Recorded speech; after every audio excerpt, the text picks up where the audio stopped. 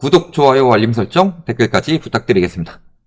여러 국가들의 금 비축량이 늘었고 특히 중국이 크다고 합니다. 지금 중국이 금을 엄청 사모으고 있다고 합니다.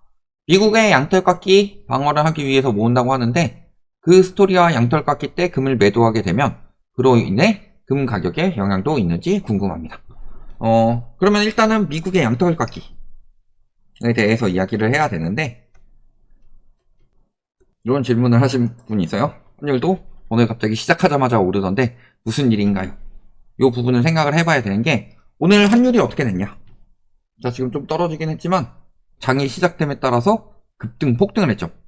장 초반에 15원 급등해서 1340원 통미까지 갔었다. 이 이야기에 대해서는 여러 가지 이야기를 하죠. 미 고용지표 호조가 됐기 때문에 환율이 폭등을 했다. 또 금리 인하 기대감이 사라져서 또는 미 고용지표가 호조여서 이 두 가지를 이야기를 하는데요. 요걸로 지금 오늘 폭등했다고 보기에는 너무 구려요. 왜냐면 그 이야기들이 언제 나왔는데 옛날에 심형래 개그 하듯이 빡 때렸어요. 맞자마자 이러는데 빡 맞았는데 왔다 갔다 하다가 한 타임 있다 아야 이런 느낌인 거예요. 그런 것처럼 그때 그 영향으로 환율이 지금 폭등한다? 요건 아닌 거고 실질적으로는 양털 깎기 때 환율이 폭등을 하긴 합니다. 이 부분은 굉장히 많이 말씀을 드렸어요. 양털 깎기가 어떤 식으로 진행이 되느냐? 미국이 금리 인상을 해서 달러 가치를 올려서 달러 가치가 올라가니까 당연히 가치가 올라가는 달러 투자가 늘어나면서 미국으로 자금이 흡수가 된다. 이렇게 생각을 하신다면요. 빵점입니다.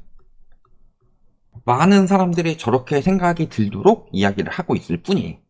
양털 깎기는 어떤 식으로 시작이 된다? 금리 인상을 통해서 자금을 세계적으로 경색을 시킵니다. 그러면서 전반적으로 시장이 무너지죠. 위험 자산이 무너진다. 그러면은 당연히 관심이 어디로 가요? 안전 자산으로 이동을 하죠. 안전 자산으로 이동하는데 안전 자산 중에서 가장 유명한 게 뭐예요?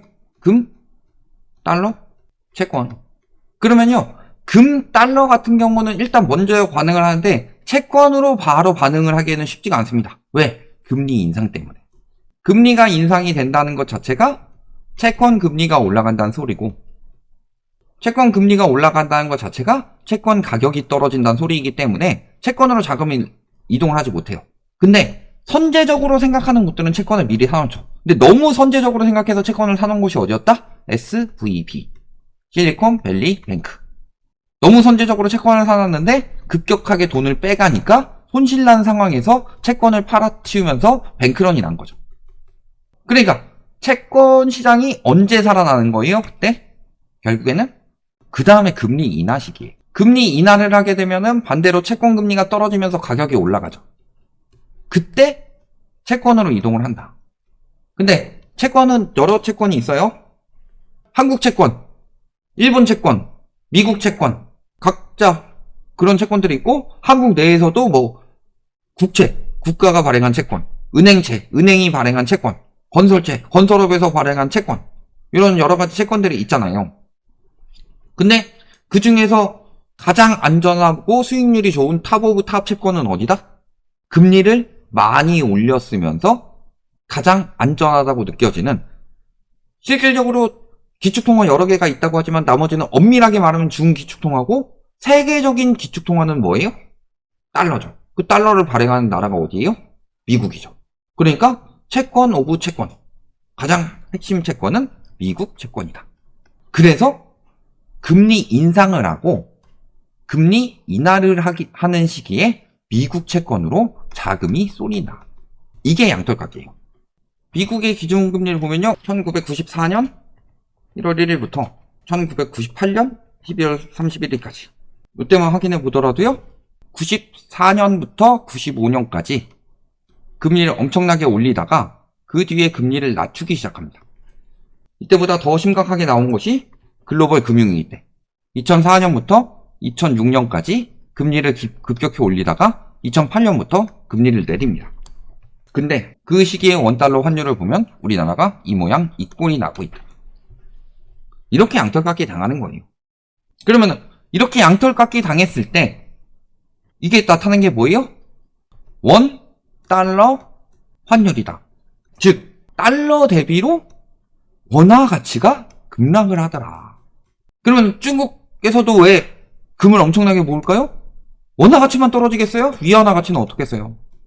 그러니까 요 달러 대비로 가치가 하락하지 않는 게 뭐가 있을까? 그러니까 그 안전자산 3개가요. 달러, 미국의 현금, 그 다음에 미국의 채권, 그리고 미국의 가격, 이 달러보다 더 세계적으로 통상적으로 안전한 화폐로 인식이 되는 금. 그래서 금을 사는 거예요. 예전에 금 본위제라고 있었습니다. 이게 달러와 금 가격을 연동을 하는 거였어요. 근데 금은 생산량이 너무 한계가 있죠. 그러니까 달러가 버티지 못하는 거예요. 달러 가치가 계속 치솟는 거고, 달러 가치가 계속 치솟으면 어떻게 돼요? 외국에서 달러를 파는 건 되게 싸게 느껴지니까 수입 품목만 계속 늘어나고 수출을 못하죠. 그럼 계속 달러를 찍어서 풀어서 버텨야 되는데, 그러기에는 달러를 찍어서 풀면은 금과의 가치가 패깅이 안 되죠. 그러면은 그게 도저히 안 되니까 결국엔 금 본위제를 포기를 했다. 근데 금 본위제를 포기를 하는 순간에 달러가 세계적인 기축통화의 지위를 잃을 수 있으니까 그 다음에 나온 게 뭐예요? 페트로달러. 금 대신에 세계적으로 가장 많이 쓰는 게 원유니까 원유는 달러로만 거래할 수 있도록 한다. 그래서 페트로달러를 통해서 기축통화의 그 지위를 유지한 거잖아요. 그러니까 양털깎이가 됐을 때 자금이 가장 안전하면서 수익률이 좋은데, 그러니까 미국이 수익률이 좋을 수밖에 없어요. 왜냐면은 3.5%인 우리나라랑 5.5%의 미국을 비교해보면요, 금리가 내릴 여지는 우리나라보다 미국이 많습니다. 그러면은 미국 입장에서 어때요? 금리가 많이 내린 만큼 채권 가격은 많이 올라가죠. 채권 가격은 많이 올라가니까 수익률도 좋은데, 근데 준 기축통화도 안 되는 원화보다는 달러로 사는 채권이 훨씬 더 안전하잖아요. 그런 건 주제 치고라도 미국 자체가 우리나라보다 경제 규모도 훨씬 크고, 그러니까 저런 식으로 양털깎기가 진행이 되는 거고, 그 양털깎기를 방어하기 위해서 안전자산을 사모으는 거다. 그 안전자산 중에서 안전자산 오브 안전자산은 금이죠. 근데 금값은 변동이 어떻게 될지 정확히 예측이 되지 않잖아요. 지금도 막 올라가고는 있는 상황인데 금값이 어떻게 될지는 정확히 예측이 되지는 않죠. 왜냐하면 수요가 늘어나면 올라갈 수도 있는 거고, 또 팔려는 수요가 늘어나면 떨어질 수도 있는 거니까, 이게 상황에 따라서는 뭐 많이 산 사람들이 조작을 할 수도 있는 거고, 이런 부분이 정확히 판단이 안 되니까. 그렇지만 채권 같은 경우는 미국이 금리 인하를 하면 수익은 보장이 된 것이다 라고 생각하니까 채권으로 이동을 하는 거다. 따라서 저희가 계속 말씀드린 게 뭐예요?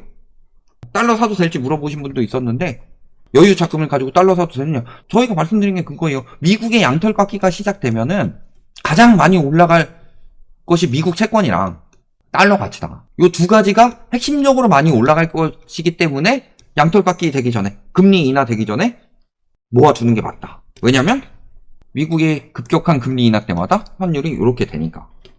다만 저번에도 한번 물어보신 분 있지만 A님이 말씀해 주셨듯이 빚내서 하는 거는 안 됩니다. 안전자산 빚내서 하면 무조건 손해예요. 언제 금리 인하할지도 모르죠. 3월에 한다고 그래서 지금 5월에 한다고 그래요. 근데 5월에 안 할 가능성이 높아요. 그러니까 투자는 도박처럼 하면 안 된다고 그러죠. 그러니까 저희가 이야기하는 게 달러를 모으셔라. 여유 자금으로. 미국 채권까지는 어려울 수 있으니까 달러 정도는 어렵지 않잖아요. 달러 예금 만들어서.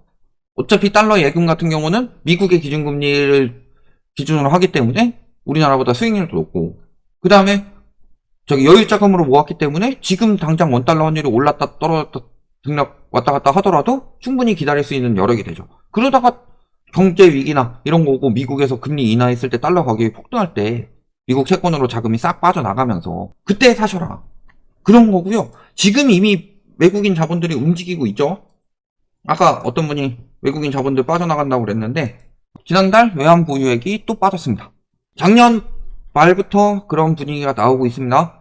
채권 만기돼서 가져가는 금액보다 채권 시장에 새로 유입되는 금액이 줄어들고 있다. 그 다음에 또 한 가지, 주식시장에 외국인들 들어온다 이런 이야기 하시는 분들이 있는데요. 근데 보면요 3점만 사고 있습니다. 그래서 외국인 전체 순매수액이 1조 5,767억 원인데 요거는 물론 1월 말 기준이죠. 요 중에서 1조 가까이가 삼성이에요. 그래서 순매수액 중에서 삼전이 절반을 차지했고 빠지고 있는 데도 되게 많다. 이런 전반적인 추세를 보시면요. 지금 투자를 어떻게 해야 될지. 미쳤다고 해가지고 지금은 절대 빚내서 투자할 시기가 아니에요. 레버리지를 이용해서 투자를 해야 된다. 그거는 그럴 시기가 있을 때도 있습니다. 근데 그건 지금 전반적으로 고점 찍은 상황에서 하는 게 아니라 저점에 가까워졌을 때, 오히려 가치 투자로 봤을 때는 합리적인 가격보다 지금 저렴하게 살 수 있을 때가 되는 것도 아니라면은 그렇게 하는 건 절대 아니고, 원래 그렇게 하는 것도 아니고, 그 다음에 우리나라가 미쳤다고 전세라는 무이자 대출, 그 다음에 전세 자금 대출이라는 저렴한 대출, 이런 것들이 만연화돼서 레버리지 하면 돈 번다, 일단 개소리에 속고 있는 거지, 실질적으로 그런 식으로 해가지고 하는 사람들은 맨날 망해요. 투자는 보수적으로 하고 안정적으로 해야지, 그런 식으로 하게 되면요 99승 1패를 하더라도 전재산이 날아갑니다. 이런 부분을 잘 생각해 보시면은 시장이 미국 양털깎기가 되고 어떻게 될지, 그러면은 우리나라 원화 가치는 폭락하게 된다.